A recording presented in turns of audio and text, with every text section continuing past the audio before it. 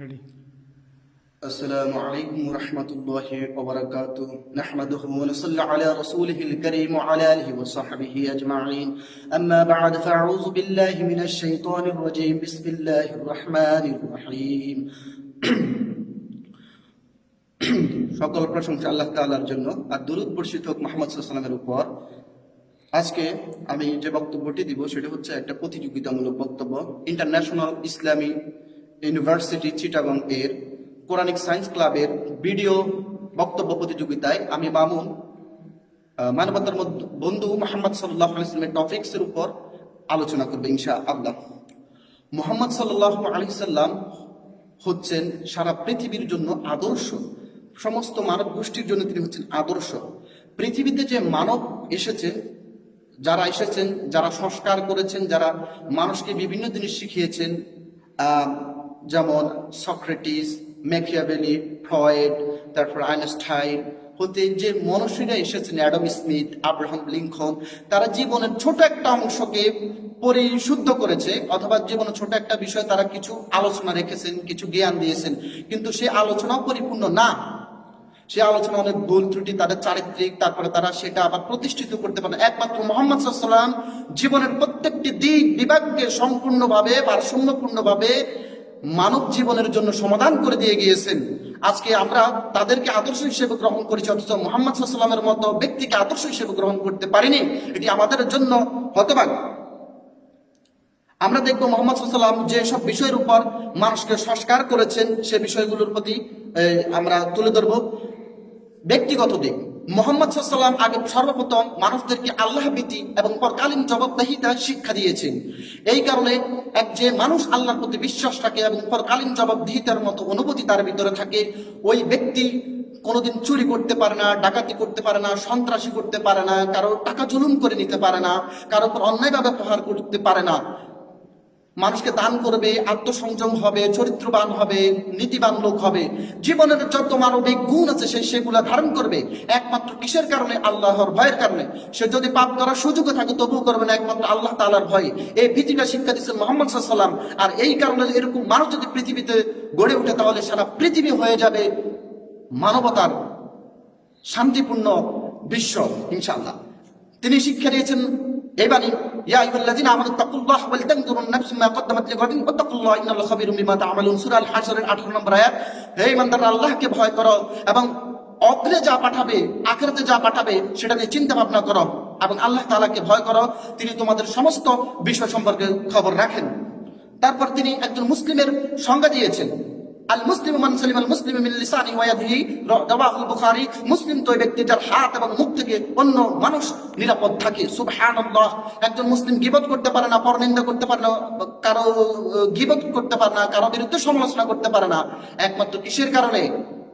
নৈতিকতার কারণে। মুসলিম হওয়া মানে একজন ভালো মানুষের যত গুণাগুণ আছে তার ভিতরে থাকতে হবে, তার হাত থেকে অপর ভাই নিরাপদ থাকতে হবে।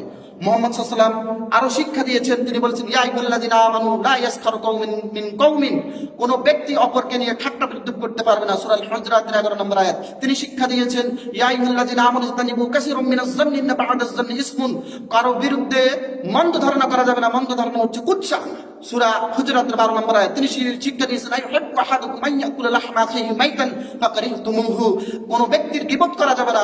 গীবত করা মানে মৃত ভাইয়ের গোশত খাওয়ার মতো। ফাকারিহতুমুহু, তোমরা সেটা তো অপছন্দ করো, মৃত ভাইয়ের গোশত খাওয়াকে। সুতরাং সূরা হুজুরাতের 12 নম্বর আয়াত।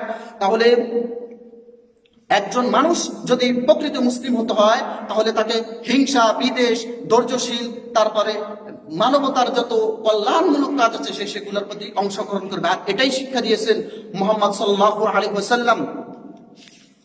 তার মানে একজন ব্যক্তিগতভাবে যদি মুহাম্মদ সাল্লাল্লাহু আলাইহি ওয়াসাল্লামের আদর্শ গ্রহণ করে তাহলে তার দ্বারা মানবতা কোনো ত্রুটি হবে না, বরং মানবতা মুক্তি পাবে।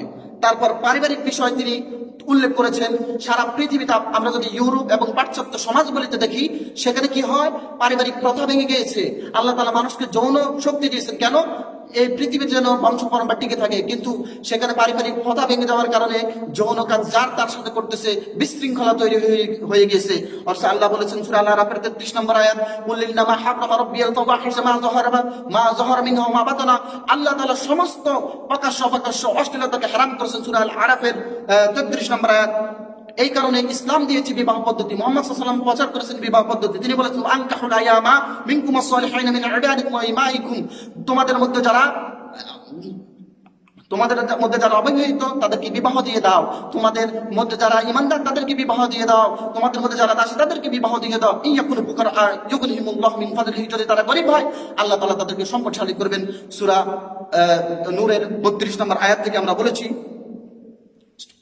অর্থনৈতিক ব্যাপারে তিনি বলে গিয়েছেন, অর্থনৈতিক বিষয় তিনি সুদকে হারাম ঘোষণার প্রচার করে দিয়েছেন। তিনি আল্লাহ ব্যবসা করেছেন হালাল, সুদ করেছেন হারাম। সূরা আল বাকারা 275 নম্বর আয়াত। আল্লাহ তাআলা আরো বলেন ফাইন তাফআলু ফাইযালু বিহারবিন মিনাল্লাহি ওয়া রাসূলিহি, সূরা আল বাকারা আয়াত নম্বর 279। তারা যদি সুদ থেকে বিরত না হয় তাহলে আল্লাহ এবং আল্লাহ রাসূলের সাথে যুদ্ধ করার মতো অবস্থানে দাঁড়িয়ে আছে।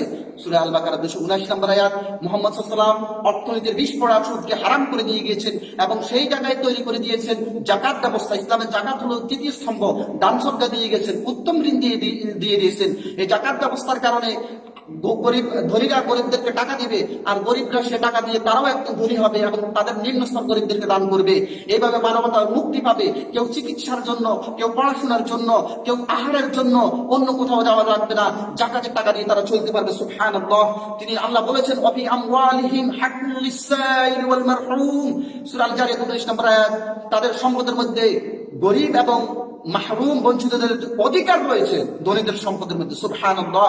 মুহাম্মদ সাল্লাল্লাহু আলাইহি ওয়াসাল্লাম শুধু তাই করেন নাই, তিনি চিন্তায় লুটতারা, ঘুষ, প্রতারণা করে যে টাকা আত্মসাতের বিভিন্ন বিষয় আছে সকল গুলোকে হারাম করে দিয়ে গিয়েছেন। অর্থনৈতিক ব্যবস্থাকে একদম সুস্পষ্টভাবে বর্ণনা করে দিয়ে মানবতার অর্থনৈতিক দিক দিয়ে মুক্তি দিয়ে গিয়েছেন। বিচার বিভাগের ক্ষেত্রে তিনি বলে গিয়েছেন ওয়ালাকাদ আরসালনা রাসূলানা বিল বায়িনাতি ওয়া আনজালনা মাআহুমুল কিতাবা ওয়াল মিজানা লিয়াকুমান নাস বিল কিসতি, সূরা আল হাদীদের 25 নম্বর আয়াত। প্রত্যেকটা নবীকে আমি সুস্পষ্ট বাণী সহকারে পাঠিয়েছি, তাদের সাথে কিতাব পাঠিয়েছি এবং ন্যায়দণ্ড পাঠিয়েছি, যাতে তারা ন্যায় বিচার প্রতিষ্ঠা করতে পারে। নবীর আসার উদ্দেশ্য হচ্ছে যে ন্যায় বিচার প্রতিষ্ঠা করা, সাম্য তৈরি করা। আল্লাহ তাআলা বলেছেন যে হাকামতুম বাইনান নাসি ফাহকামু বিল আদলি, যখন বিচার করবা তখন ন্যায়সঙ্গতভাবে বিচার করবা। সূরা আন-নিসার 58 নম্বর আয়াত। তাহলে বিচার বিভাগ যদি এরকম হয়, নিরপেক্ষ হয়, কোন দোষী সাব্যস্ত যদি না করে, স্বজনপ্রীতি যদি মুক্ত থাকে, তারপরে উঁচু নিচু বংশ মর্যাদা যদি না দেখে সুষ্ঠুভাবে বিচার করে মুহাম্মদ সাল্লাল্লাহু আলাইহি ওয়াসাল্লামের আদর্শ, তাহলে সারা পৃথিবীর মধ্যে মানবতা প্রতিষ্ঠিত হবে। অপরাধীরা শাস্তি পাবে, নিরাপদ লোক কখনো শাস্তি পাবে না। আইন বিভাগ, ইসলামের আইন বিভাগ যদি আপনি মানেন, বিভিন্ন বিষয়ের উপর রাসূল সাল্লাল্লাহু আলাইহি ওয়াসাল্লাম যে অপরাধের জন্য যে আইন করে দিয়ে গেছেন, এটাই মানবতার মুক্তি দিতে পারে। আল্লাহই জানেন তার বান্দারা কি অপরাধ করলে কি শাস্তি, এটা মুহাম্মদ সাল্লাল্লাহু আলাইহি ওয়াসাল্লাম শিক্ষা দিয়ে গেছেন। আর মুহাম্মদ সাল্লাল্লাহু আলাইহি ওয়াসাল্লামের এই আইন যদি মানা হয় তাহলে পৃথিবীর মানুষ মুক্তি পাবে, অন্যায় অনাচার সব দূর হবে। শাসন বিভাগ, তিনি আল্লাহ তাআলা বলেন ইন্নাল্লাহা ইয়া'মুরুকুম আন তু'আদ্দুল আমানাতি ইলা আহলিহা, সূরা আন-নিসা 58 নম্বর আয়াত। আমি আল্লাহ তোমাদেরকে আদেশ দিচ্ছি তোমাদের অধীনস্থ লোকদের প্রাপ্য অধিকারকে ফিরিয়ে দাও। আজকে সূরা আন-নিসা 58 নম্বর আয়াত। আজকে যারা আমাদের শাসন বিভাগে আছেন, আমাদের দায়িত্বশীল আছেন, প্রধানমন্ত্রী থেকে শুরু করে মেম্বার পর্যন্ত, তারা যদি তাদের অধীনস্থ লোকদেরকে প্রাপ্য রাষ্ট্রীয় দায়িত্ব যদি বুঝিয়ে দিতেন, রাষ্ট্রের টাকা যদি না মেরে খেয়ে যদি রাষ্ট্রের সকল দায়িত্ব তার অধস্তন লোকদেরকে তাদের প্রাপ্য অধিকার বুঝিয়ে দিতেন, তাহলে শান্তি প্রতিষ্ঠিত হতো, অর্থনৈতিক উন্নয়ন হতো, মানবতা মুক্তি পেত, দেশ এবং জাতি উন্নত হতো। মানবিক দিক, মুহাম্মদ সাল্লাল্লাহু আলাইহি ওয়াসাল্লাম যে মানবিক দিকগুলো শিখিয়ে দিয়েছেন, তিনি বলছেন তুমি নিজে যা পছন্দ করো কখনো পর্যন্ত কোনো ব্যক্তি মুমিন বলতে পারবে না যতক্ষণ সে নিজের জন্য যা পছন্দ করে তার অপর ভাইয়ের জন্য তা না পছন্দ করে।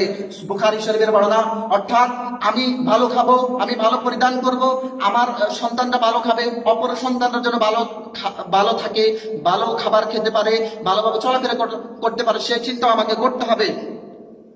মুহাম্মদ সাল্লাল্লাহু আলাইহি ওয়াসাল্লাম এমন একটি রাষ্ট্র তৈরি করেছেন যেখানে সকল ধর্মের লোকেরা তাদের ধর্মীয় অধিকার ফিরে পেয়েছেন। তিনি ধর্ম নিয়ে জোরাজুরি করেন না, যার যার ধর্ম শেষে মানার মতো তিনি অবস্থান তৈরি করে দিয়েছেন, যা আমরা মদিনা সনদে দেখতে পাই।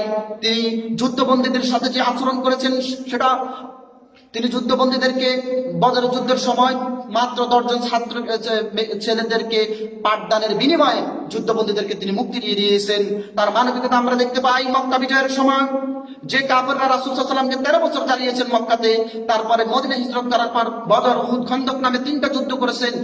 তবুও মোহাম্মদ সাল্লাল্লাহু আলাইহি ওয়াসাল্লাম যখন মক্কা বিজয় করেছেন 630 খ্রিস্টাব্দে 8ম হিজরিতে, তিনি তাদের সমস্ত লোককে ক্ষমা করে দিয়েছেন।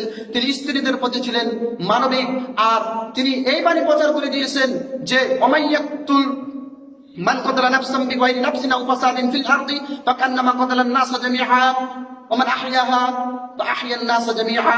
সূরা মায়দার 32 নম্বর আয়াত। তিনি বলছেন কোন ব্যক্তি হোক সে হিন্দু, খ্রিস্টান, বৌদ্ধ, তাকে যদি হত্যা করে তাহলে সারা পৃথিবীর মানুষকে হত্যা করার সমপরিমাণ অপরাধ। ফাসাদ সৃষ্টি করা সারা পৃথিবীর মানুষকে হত্যা করার মতো অপরাধ। আর একজন নিরাপদ মানুষকে যদি বাঁচিয়ে দেওয়া হয় তাহলে সারা পৃথিবীর মানুষকে বাঁচিয়ে দেওয়ার মতো সওয়াব অর্জন করলো। সুবহানাল্লাহ।